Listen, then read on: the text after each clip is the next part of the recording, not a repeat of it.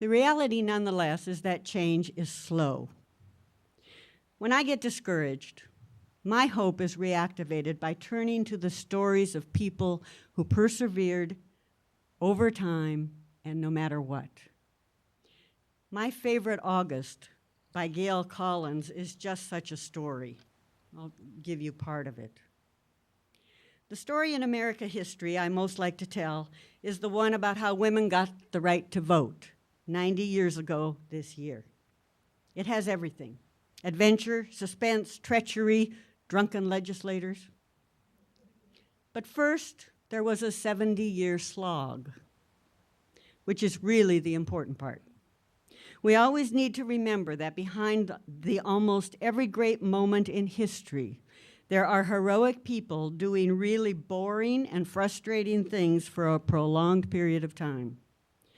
That great suffragist and excellent counter, Carrie Chapman Catt, estimated that the struggle had involved 56 referendum campaigns, 480 campaigns to get legislators to submit suffrage amendments to voters, 47 campaigns to get constitutional conventions to write women's suffrage into state constitutions, 277 campaigns to get state party conventions to include women's suffrage planks, 30 campaigns to get presidential party campaigns to include women's suffrage planks in party platforms, and 19 campaigns with 19 successive Congresses. And you thought healthcare reform was a drawn-out battle. The great thundering roadblock to progress was, wait for the surprise, the US Senate.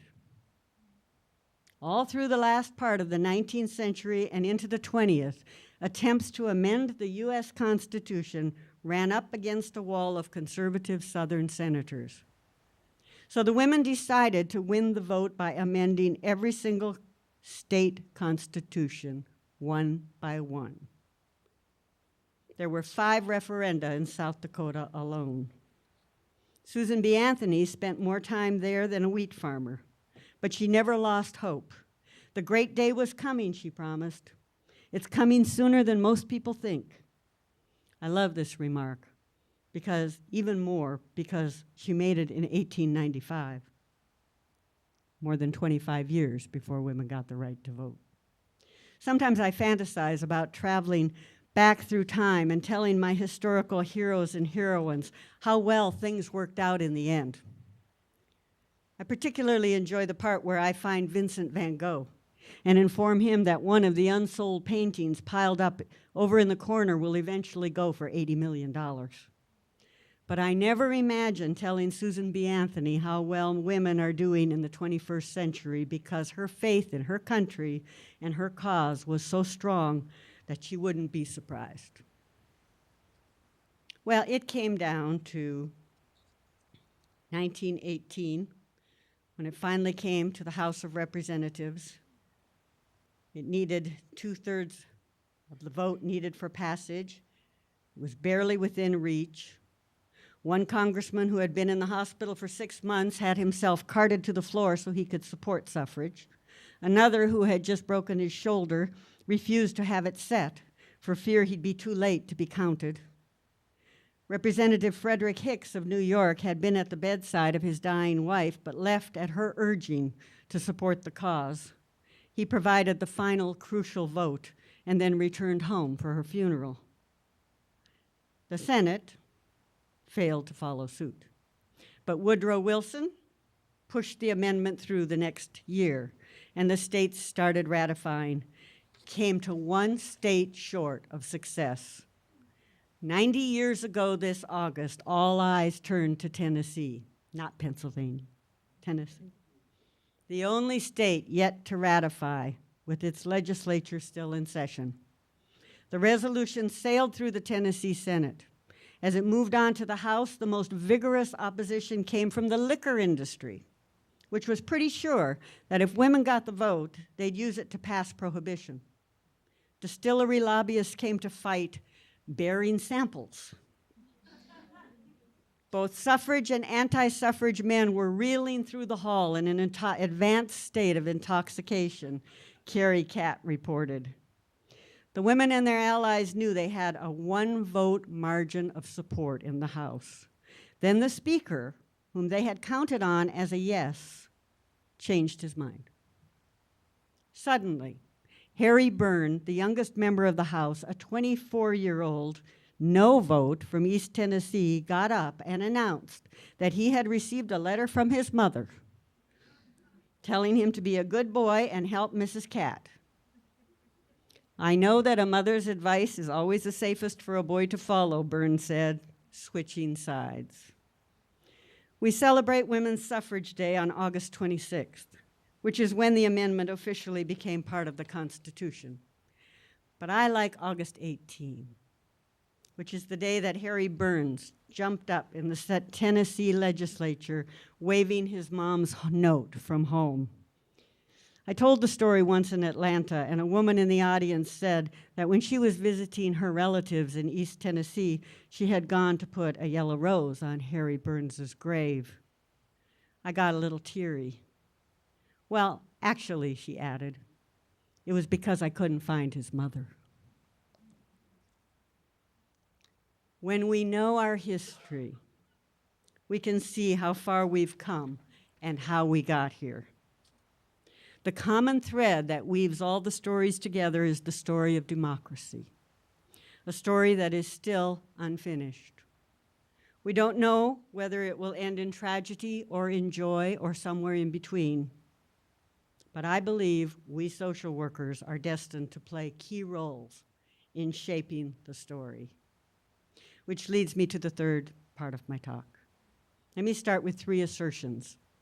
First, I believe that to work for social justice means to work for peace, because peace is more than the absence of war, it is the presence of justice.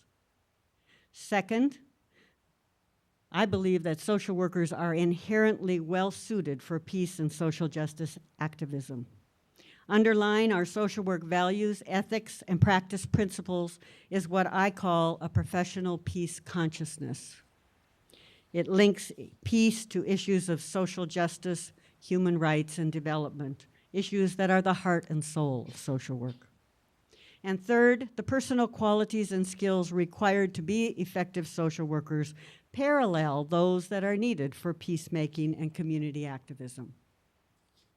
You know, things like empathy, communication. In order for social work to be an effective force for change, I suggest that we need to find ways to use our pessimism to confront our fears and our optimism to activate and sustain our hope and energy. So now I want to offer 10 suggestions on how we might do that. Suggestions aimed at helping us to keep going, even in the hard times when our spirits begin to flag, or even after a particularly difficult election. Number 1, use your imagination. Allow yourself to imagine a better world and hold on to this imagination no matter what evidence there is to the contrary. For example, imagine that all children are provided with what they need. Imagine the United States investing $75 billion per year in federal funds to ensure that every child has enough to eat, access to better education, and a place to call home.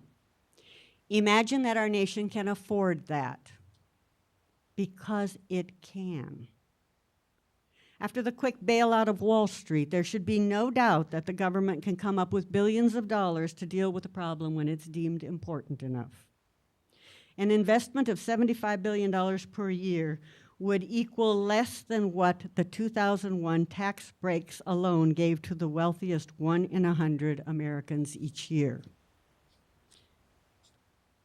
Imagine the world you would like to inhabit, and then believe it is possible to create such a world. Number 2, be a critical, analytical thinker with a heart. Don't unquestionably ingest what you see or hear or read in the news. Think about what you are being fed and ask uncomfortable questions. Strive for enlightened perspective. When someone uses the words social change or social justice, don't assume they mean what we mean.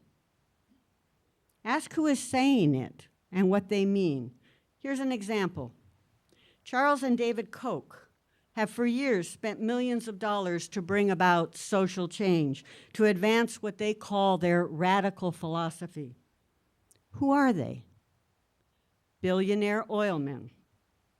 What change platform, what social change platform are they working for? The abolition of Social Security, the abolition of minimum wage laws, the abolition of gun control, all personal and corporate income taxes for starters. And when you hear them talk about their strategy, listen to how much it sounds like social work strategies. They talk about education and grassroots organizing and lobbying and political action. Think critically. Ask questions.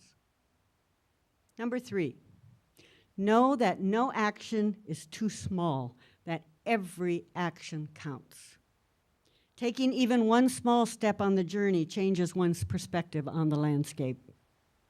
Action, either practical or symbolic, overcomes the inertia and apathy connected with the absence of hope. Don't hold yourself up to the perfect standard. You don't have to be everything. You don't have to do everything. You don't have to be impossibly eloquent and confident and certain in a way that nobody is. That is a trap. It keeps us from taking action. No matter how small each individual effort might seem, know that every single one of us can make a difference because it is our combined efforts that produce change. Small acts, when multiplied by millions of people, can transform the world. Number 4, don't let those who have power intimidate you. No matter how much power they have, they cannot prevent you from living your life, thinking independently, speaking your mind. Don't believe the messages you may have been told that what you feel doesn't matter, that what you believe is ridiculous, that what you envision is worthless or impossible. Follow the still small voice that whispers the truth to your heart. Number 5, pair a deep-seated sense of social justice with pragmatism. Don't assume that people are either with us or against us. They are not arrayed along a simple ideological spectrum from right to left, nor do they occupy any given spot consistently. Many people who are not ideologically driven, but who may hold strong opinions on various issues, make up a vast center. Be willing to work with that center to enact reforms that are a beginning rather than an end point in the process of societal transformation. As American history consistently instructs us, this is pretty much the only way things change in our system. Over time, reforms like Social Security, Medicare, the Voting Rights Act, and yes, health care reform can add up to a kind of revolution, one that succeeds without bloodshed or widespread destruction of order, property, or necessary institutions. Number 6, reframe issues to effectively reach more people. Our brains allow us to have contradictory worldviews and to go back and forth between them. Many people have both conservative and progressive worldviews, but on different issues. George Lakoff, in his excellent book, Don't Think of an Elephant, should be required reading in any macro class, calls such people biconceptuals. To reach the millions of biconceptuals, we need to reframe the issues to match the progressive part of their worldviews. Lakoff makes the point that frames or worldviews trump facts every time. We tend to want to lay facts on people. If you just knew the truth, if you just knew the facts. But ideology, he says, or worldview trumps facts. So what he urges is that we don't just negate the opposing position's claims with facts, but instead tune in and reframe issues according to what's important to people. Number 7, never give up. Making our country and our world fit for our children and grandchildren is a task for marathoners, not sprinters. Keep coming back. Remember, there is no silver bullet that will unlock all our problems at once. Change is a complex and long-term struggle that requires persistence. Number 8, know when to step back. When we feel our red-hot rage, no matter how justified, at the trampling of our country's values, it's time to take a breath and de-escalate. Take a look at the spiraling anger of others and make the choice not to ratchet it up. The theatrics of rage can easily backfire. Righteousness, when not rooted in humility and focused on results and persuasive power, offends more than it attracts and falls victim to its own arrogance. As Cornel West says, we need the courage to be impatient with evil and patient with people. Number 9, hold our leaders accountable. Hold yourself accountable for holding our leaders accountable. I know that some politicians at all levels are telling people that they shouldn't even bother to ask for anything that costs money, that deficits are terrible, our economy is sinking, we're at war, and it is just the wrong time to ask. Don't believe them. History proves otherwise. Consider this. The Social Security Act of 1935 was passed in the depths of a depression. Disability coverage under Social Security and women being included in welfare and AFDC were both passed during the Korean conflict. Federal involvement in higher education started during the Cold War, when millions of dollars were being tied up in competition with the Soviet Union.